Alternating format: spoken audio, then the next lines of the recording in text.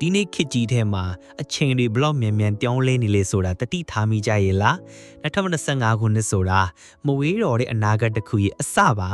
အဲ့ဒီနေ့မှာကျွန်တော်တို့အားလုံးရဲ့ဘဝတဲ့ကိုတိတဆိတ်ဝေရုပ်လာမင်းအရာတစ်ခုရှိပါတယ်အဲ့ဒါကဘာဖြစ်မလဲဆိုတာစဉ်းစားမိကြလား အဖေကတော့ညံရည်ထူးဒါမှမဟုတ် AI ပါ2025မှာ AI ကိုဘာလို့မလိလာလို့မထစ်တော့တာလဲဆိုတဲ့မေးခွန်းရဲ့နောက်ွယ်ကအကြောင်းရင်းတွေကစိတ်ဝင်စားစရာပါ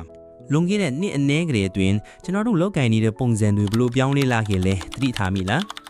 အခု AI ကဒီအပြောင်းလဲတွေကိုပိုပြီးအချိန်မြင့်တင်နေပါတယ်အလုပ်တွေပျောက်ကွယ်သွားမယ်လို့ထင်ကြလား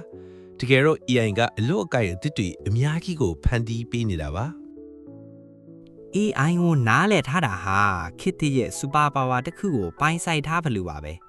ဒါဟာတည်းရဲ့လုပ်ငန်းခွင်ကိုဘလို့မြင့်တင်ပြီးနိုင်မလဲ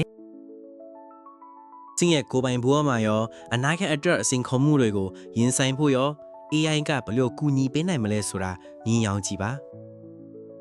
ဘာလို့2025ကဒီလောက်အရေးပါတာလဲ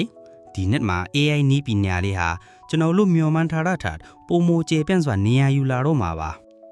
တင်းရဲ့နှိစဉ်ဘဝမှာမတိမတာလေးတွေနဲ့ AI ကပြီးတော့ဝင်ရောက်လာပြီးအရာရာကိုပုံမိုလွယ်ကူစေမလဲဆိုတာစဉ်းစားဘူးလား အကယ်၍ AI ကိုမလေးလာဘူးဆိုရင်ရောဘာတွေဖြစ်လာမလဲတောက်ပလက်အနာဂတ်လမ်းကြောင်းတစ်ခုကိုလွဲချော်သွားနိုင်တယ်လို့မထင်မိဘူးလား AI ကလူတွေကိုအစားထိုးတာမဟုတ်ပါဘူးလူသားတွေရဲ့စွမ်းရည်တွေကိုမြင့်တင်ပေးဖို့ပေါ်လာတဲ့ခရိယာတစ်ခုအား တင်းရဲ့စီကူးစိုက်တန်းတွေကိုပုံမူဖန်တီးနိုင်အောင်ပုံမူမြင်ဆန်အောင် AI ကဘယ်လိုကူညီပေးနိုင်မလဲအံ့ဩစရာတွေဖန်တီးနိုင်ပါတယ်အခုချိန်မှာ AI ကိုလေ့လာဖို့ဆိုတာအရင်ကထက်အများကြီးပိုလွယ်ကူလာပါပြီဘယ်ကဆိုင်ရမလဲဆိုတာတီးဖို့ပဲလိုပါတယ် AI ကိုနီးပညာတစ်ခုလို့ပဲမမြင်ပါနဲ့ဒါဟာတင်းရဲ့တွေးခေါ်ပုံလှုပ်ဆောင်ပုံတွေကိုပါပြောင်းလဲပေးမဲ့အတွေးခေါ်တစ်ခုပါ2025မှာတင်ဟာအနာဂတ်အတွက်အသင့်ပြင်ဆင်ထားသူတယောက်ဖြစ်နေချင်လား AI ကတင့်ကိုအဲ့ဒီနေရာကိုပို့ပေးပါလိမ့်မယ်ဒါဟာရွေးချယ်စရာတစ်ခုမဟုတ်တော့ပါဘူး2025မှာဒါဟာမဖြစ်မနေလိုအပ်လာမယ့်အရာတစ်ခုဖြစ်လာတော့မှာပါ ဒီခီးကို